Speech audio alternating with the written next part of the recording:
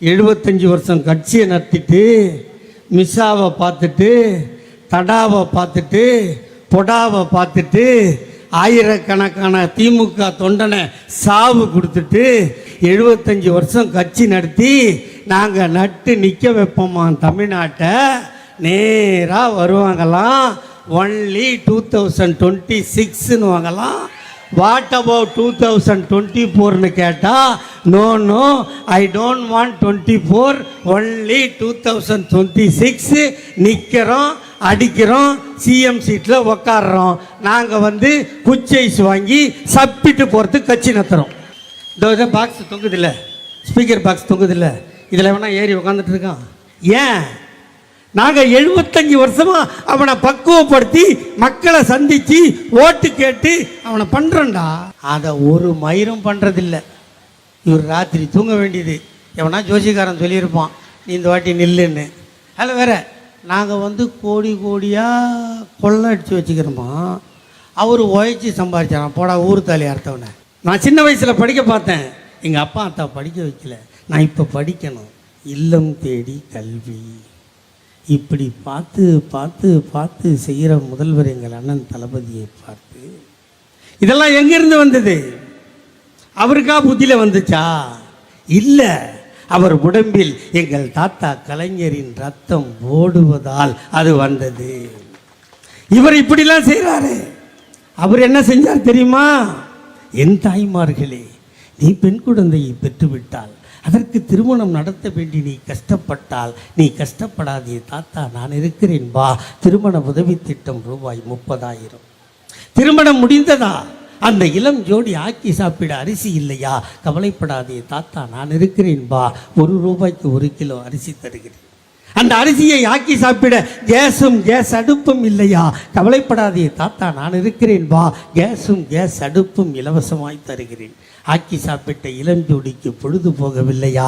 கவலைப்படாதே தாத்தா நான் இருக்கிறேன் வா. இலவசமாய் வண்ண தொலைக்காட்சி பெட்டி தருகிறேன். சந்தோஷமாக பார்த்தார்களா, வாழ்ந்தார்களா? மணமகளை கர்ப்பமாக்கி விட்டானா? 7 மாதம் ஆகி போனதா?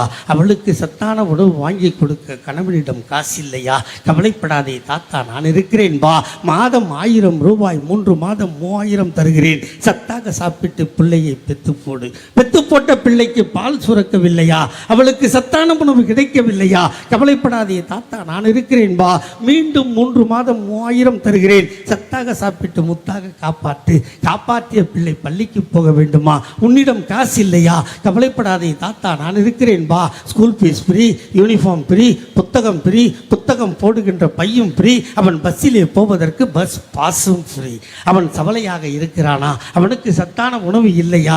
கவலைப்படாதே தாத்தா நான் இருக்கிறேன் வா. சத்துணவில் வாரம் 5 முட்டை தருகிறேன். அவன் முட்டை சாப்பிட மாட்டானா? அவனுக்கு வாழைப்பழம் தருகிறேன். அவன் படித்தானா? 10ஆம் வகுப்பு போனானா? அவன் சைக்கிள் ஓட்டுவானா? அவனுக்கு சைக்கிள் வாங்கி கொடுக்க உன்னிடம் காசு இல்லையா? கவலைப்படாதே தாத்தா நான் இருக்கிறேன் வா. இலவசமாய் சைக்கிள் தருகிறேன். +1 +2 படித்தானா? அவன் கல்லூரிக்கு போக வேண்டுமா? உன்னிடம் காசு இல்லையா? நான் வீட்டில் முதல் கிராஜுவேட்டா? கவலைப்படாதே தாத்தா நான் இருக்கிறேன் வா.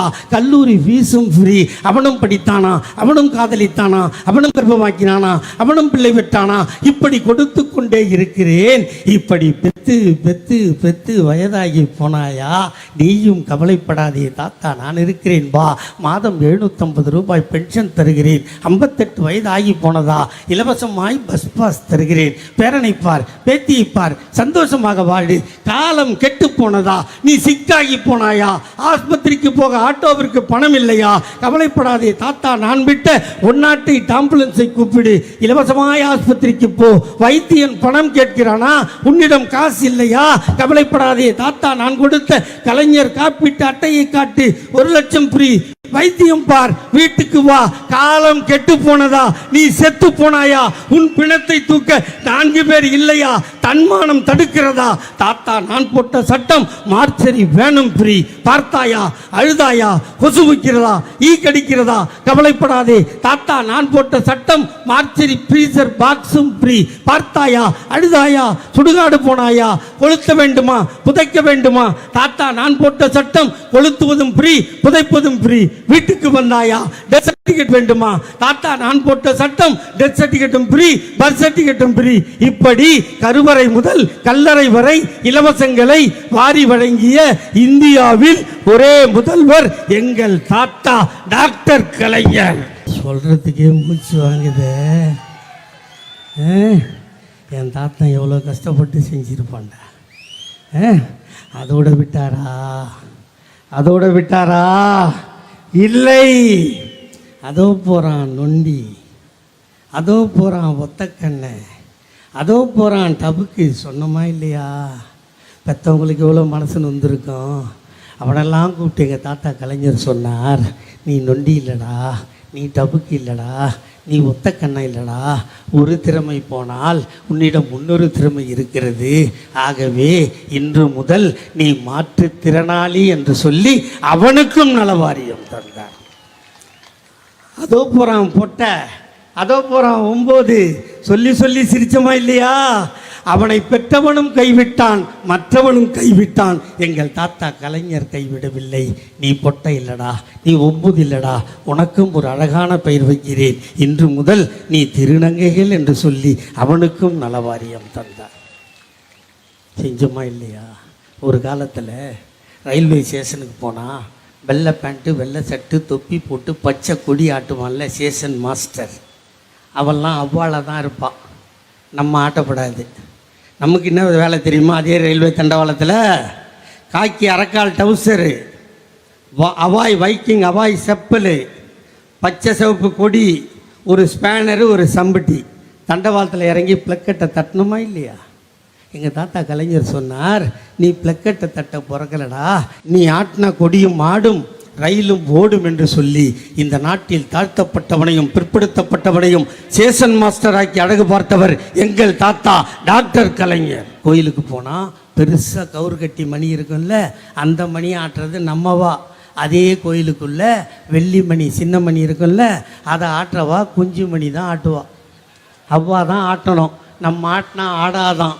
அப்போ தாத்தா கலைஞர் சொன்னார், நீ பெரிய மணி ஆட்ட பிறக்கலடா, நீ ஆட்டினா சின்ன மணியும் ஆடும் ஆண்டவனும் பேசுவான் என்று சொல்லி இந்த நாட்டில் தாழ்த்தப்பட்டவனையும் பிற்படுத்தப்பட்டவனையும் அர்ச்சகராகலாம் என்ற சட்டத்தை போட்டவர் எங்கள் தாத்தா டாக்டர் கலைஞர். எவ்வளோத்தையும் பண்ணிட்டு 75 வருஷம் கட்சியை நடத்திட்டு மிஸ்ஸாவை பார்த்துட்டு தடாவை பார்த்துட்டு பொடாவை பார்த்துட்டு ஆயிரக்கணக்கான திமுக தொண்டனை சாவு கொடுத்துட்டு பாதி பேரை நொண்டியாக்கி பாதி பேரை குருடனாக்கி 75 வருஷம் கட்சி நடத்தி நாங்கள் நட்டு நிற்க வைப்போமா தமிழ்நாட்டை. நேராக வருவாங்களாம், ஒன்லி 2026ன்னு வாங்கலாம். வாட் அபவுட் 2024ன்னு கேட்டால் no no, I don't want 24, only 2026. நிற்கிறோம், அடிக்கிறோம், சிஎம் சீட்டில் உக்காடுறோம். நாங்கள் குச்சைஸ் வாங்கி சப்பிட்டு போகிறதுக்கு கட்சி நடத்துகிறோம். என்னடா நினச்சிக்கிறீங்க? என்ன நினச்சிக்கிறீங்க? என்ன கட்சி இது? எத்தனை உயிரடா கொடுத்துருக்கோம்? என் தாய்மாரெல்லாம் இங்கே உட்காந்துருக்காங்களே, இவங்களை சேர் போட்டு உட்கார விட்டீங்களாடா? உங்களை சேர் போட்டு உட்கார விட்டானாமா? உட்காந்தா என்ன சொல்லுவான்? ஆம்பளெல்லாம் நிற்கிறான், எருமை மாடு எந்திரின்னு சொன்னானா இல்லையா? உங்களை நாக்காளி மட்டும் போடல என் தாய்மாரே, உங்களை முன்றோல உட்கார வச்சு ஆம்பளைய பின்னாடி உட்கார வச்ச கட்சி திமுக. இந்த 75 வருஷத்தில் எங்கள் ஆத்தா பட்ட கஷ்டத்தை, எங்கள் ஆயா பட்ட கஷ்டத்தை உன்னை படாமல் பார்த்துக்கணும். வீட்டில் இடம் விழுந்தா, உங்கள் அப்பன் செத்தா கருமாந்தத்துக்கு ஒரு புடவையும் தெவசத்துக்கு ஒரு புடவையும் கொடுப்பான். அதோடு நீ கைட்டின்னு கிளம்ப வேண்டியது தான். அம்மா அம்மான்னு சொல்லி ஒருத்தி ஆட்சி பண்ண நாடு இது. ஆனால் அம்மாவை பிறக்கலை. எங்கள் தாத்தா கலைஞர் ஆண்டவனாக பிறந்தார். ஆண் என்ன பெண் என்ன, பிறப்பது ஒரு உயிர், சொத்தில் சமப்பங்கு என்ற சட்டத்தை போட்டோம். தாத்தா கலைஞர் பெண்களுக்கு இந்த உதவிகளை எல்லாம் செய்தால் எங்கள் அண்ணன் தளபதி பஸ்ஸை விட்டார், 1000 ரூபா கொடுத்தார் இல்லையா? எங்கள் தாத்தா கலைஞர் நொண்டிய மாற்றுத்திறனாளி என்று சொன்னால் எங்கள் அண்ணன் தளபதி மாற்றுத்திறனாளிக்கு அரசாங்க வேலையே கொடுத்தார். எங்கள் தாத்தா கலைஞர் பொட்டைய அரவாணி ஆக்கினா, திருநங்கை ஆக்கினா, எங்கள் அண்ணன் தளபதி அந்த திருநங்கைக்கு ஊர்காவல் படையில் வேலை கொடுக்குறார். எங்கள் தாத்தா கலைஞர் சென்னையில் டைட்டில் பார்க் கட்டினா, எங்கள் அண்ணன் தளபதி மதுரையிலையும் கோயம்பேலையும் டைட்டில் பார்க் கட்டுறார். எங்கள் தாத்தா கலைஞர் திருவள்ளூருக்கு சிலை வச்சா, எங்கள் அண்ணன் தளபதி கண்ணாடி பாலம் கட்டி ரெண்டுத்தையும் ஜாயின் பண்ணுறார். எங்கள் தாத்தா கலைஞர் கலைஞருக்கு நூற்றாண்டு நூலகம், அண்ணாவுக்கு நூற்றாண்டு நூலகம் கட்டினா, எங்கள் அண்ணன் தளபதி மதுரையில் தாத்தா கலைஞருக்கு நூலகம் கட்டுறார். இப்படி வழி வழியாக சொல்கிறான்ல, வாரிசு அரசியல் வாரிசு அரசியல். வாரிசு அரசியல் இருப்பதனால்தான் இந்த முன்னேற்றம். இல்லை என்றால் இல்லை.